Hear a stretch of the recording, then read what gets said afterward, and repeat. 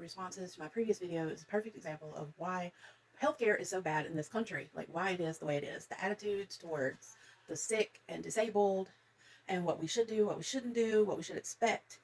It's very discouraging. And I know because I've dealt with this. Luckily now, like I said, I'm on disability, so I do have healthcare insurance. I'm very fortunate that way. There are still people who are waiting that wait for years to get their disability approved. I totally understand that. I am privileged in that sense that I have insurance now. But there are so many people who don't. So just because I have it now doesn't mean that I should stop speaking for those who don't. Because I remember back when I didn't have insurance yet, I did not have my disability approved. I could not work. I had no way to earn money. I had no way to see a doctor. And I was desperate, like really desperate, like thinking about ending it all every day. And I went to the ER because things were just so bad. And I saw a doctor there. And you're saying in this comment, it's not an ER's job to do anything. They handle emergency and they send you on your way. So if it's not their job, why did this particular doctor in the ER that day, back in 2012 when I went, why did she tell me to make a will, to make plans for my children, find them a guardian, and prepare to die? Why did she tell me that? Why did she give me a prognosis of death and told me that I needed to make preparations because I would be dead within, I forget, I think it was less than a year, she told me. Did she run tests to prove that? No. Was there anything indicating that that was my future? No.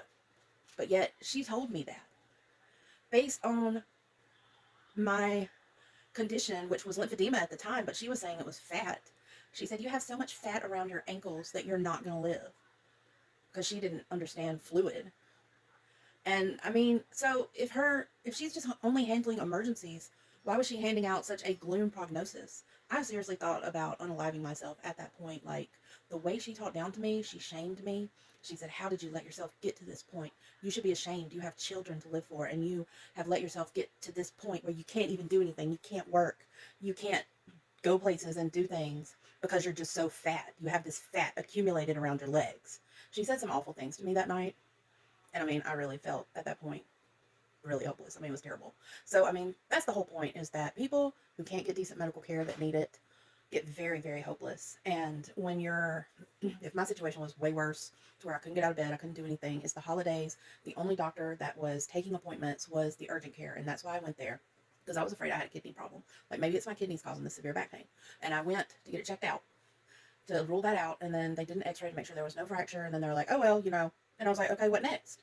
And she was like, well, you can go to the primary care doctor for physical therapy. And I was like, well, I just saw you, so can you not order? Are you not able to order physical therapy? And she said, I can. We do that. But you haven't been through enough. So that is my issue. She said, you haven't been through enough, when I know that I've been through plenty.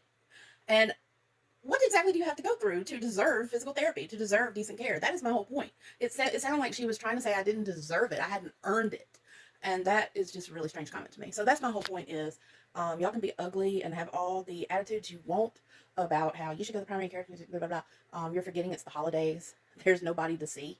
Nobody is open. Nobody's taking patients. Everybody is booked.